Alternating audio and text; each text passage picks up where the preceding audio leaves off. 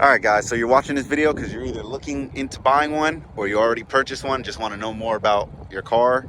If you have the same model as mine, this is a 2017 Infiniti Q60 Silver Sport or a Q60 SS. You say that, nobody's going to know what it is. It is not a red Sport, as you see by the logos on the side, but it does rock the Sport badge on the back, and it also rocks the Sport rims, brakes. Everything's basically the same except the power.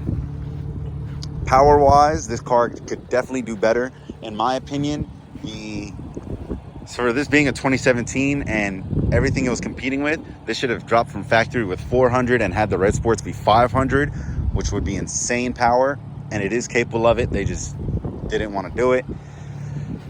Modifications I have are just some carbon fiber mirror caps. These are not the covers that look cheap and come off. This is like part of the mirror. It replaces the factory caps. Matching spoiler right here. I plan on getting a diffuser, but don't really want it. Plate cover. Can't let anybody see your plate. And like I said, this does have the brake upgrade. Ignore the rust. I was gonna paint them, didn't paint them. They rust naturally. This does come with the brakes that the red Sport has, so it is completely different than the base model Q60 brakes. The brakes on this car are amazing. This vehicle is rocking a V6 twin turbo, one on that side, one on that side. Now you're hearing the ticking. Every Infiniti ticks, even the NA ones, every single one. The 08 ticks, 09, every single model. People always, first thing they do when they buy an Infiniti, they'll go to either Reddit or they'll go to a mechanic and think, what's wrong with my engine? The injectors on these cars are very loud all the time. It's better with the hood closed, but if you're walking past, you can still hear it ticking a little bit. Some other modifications I have is the exhaust. This vehicle is completely straight piped. Bought this exhaust off eBay, the muffler delete. It is $160, I believe, and I installed it in 10 minutes. Just bolts on, bolts off. It's amazing not having a rusty car. My old car was an 08 G37, so everything was terrible. I also have my resonators gone. The car's not very loud, like it will never wake up a neighborhood ever. So that's one thing I enjoy about it. Push on all you want, it's not going to be too loud to annoy anyone really. All right, now let's talk interior and features. This does have red guts, so they call it. Rocking 108, not 100, just 87,000 miles on the dash. I bought this car at 59,000. The motor blew at 80,000. This car is not that reliable. I would never in a million years own this vehicle without having a warranty. This vehicle has a third-party warranty, so the motor was replaced. Some features it has that a lot don't is the, I don't want to say self-driving, but driving assist features. This button right here will, let me skip that message. I always keep the screen on this. So this button right here basically is like a shield around the car. You press it and it basically visualizes putting the safety net around the car. There's two cameras up here for the lane keep assist and the collision warning. So the sensor in the front will always keep you at a safe distance from the vehicle in front of you. And once you turn this on, let's see, it'll let me do it.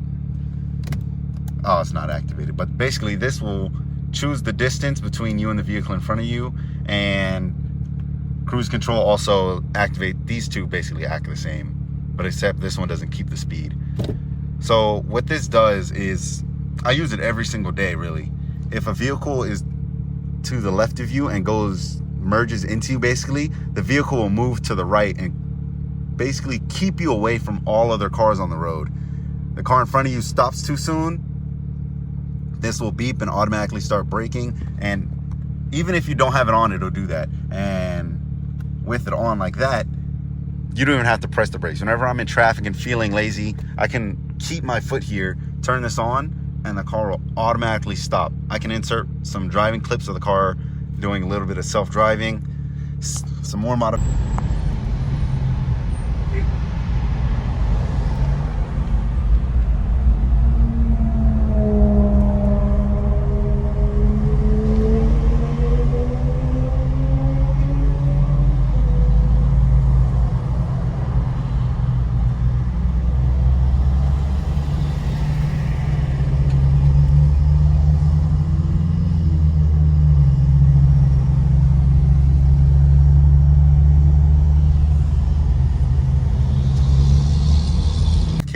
added onto the interior are the Apple CarPlay.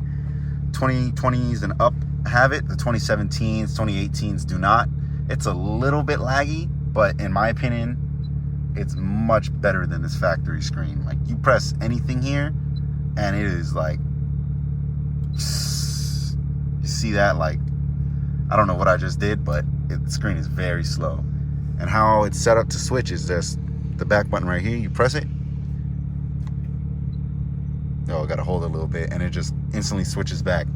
And then you can go back to settings on this thing by doing this. This also has a screen mirroring feature, where you can put your phone screen on there, watch a movie, chill in the car, whatever. And I like it because backup camera, like a lot of screens and other stuff you install in your car, doesn't have this, with the backup camera being accessible and everything. Now, this car does have cameras all around. Let me close my door. So there's a 360 view. That is the rear camera. Switch to the front. Press the camera button. Oh, that's the back still. Where's the front one? Is it the... Oh, this is the front camera. Yep. And you can see the right wheel right there once I turn it. This camera right here is amazing. Lifesaver. I wish every car I ever buy has a 360, because when it comes to parallel parking, this, like, you could see the curb exactly where it is compared to your wheel, and you can see what's in front of you and how close you are to the parking stop. And then you press the camera button some more, it'll switch views. Front camera with the 360, full front camera, and then you can just switch back to reverse, flips back to rear camera. All right, and one more feature I do want to mention is also, it shows on the screen. I do not have a clip of it, but the active trace control. This vehicle is really interesting in the fact that it has suspension level sensors on all four corners. Not a lot of cars have that, especially for this price range, which is in the lower price range. You see it more often on very expensive cars. And it also has electronic adaptive suspension, which changes when you go through... Oh, it's because I have that open. Let me close this. Yep, when you go through the modes, the suspension, it visualizes it for you, will change. In standard, it's kind of softer, more like luxury. Sport, it'll stiffen up, bumps will feel harsher. Sport Plus, it'll be basically stiff. And I have mine in personal because it'll keep my engine in the regular mode, but I prefer the stiffness of the steering and suspension compared to standard.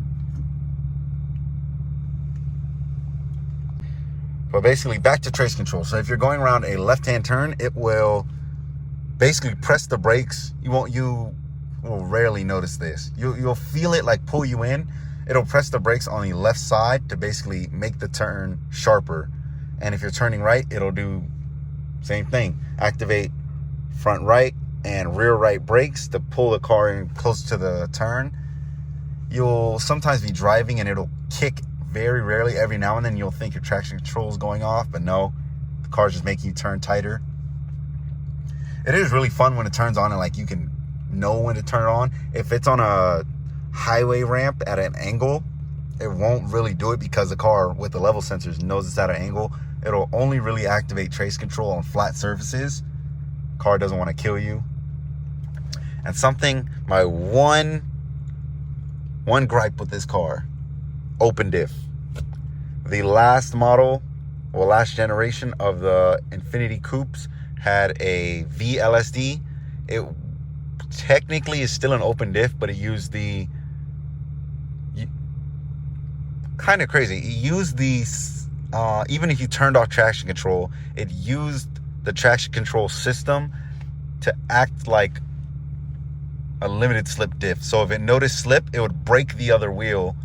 The car basically lets you do burnouts, donuts, and a whole bunch of other stuff. This one won't do it at all. You try to do a donut, one wheel peel. You try to drift, it's one wheel peeling. The only way to get rid of that is with a tune, because even with traction control, press this, traction control completely off, the car will not drift at all. It'll still kick in with all the systems it has and the yaw sensor and all of that. The car knows. You'd have to pull a couple fuses. Something I don't want to do on my car, but to each their own. All right, guys. So any questions or comments you want to leave below, go ahead and do so. If you have a question, just go ahead and ask, because I probably will have an answer. I'm very involved when it comes to working on the car, even though I don't do it myself. The only thing that I haven't done was the engine replacement. I'm not taking a job like that on. But reliability and everything's like that, any specific questions you guys have, I'll probably know the answer to. Peace.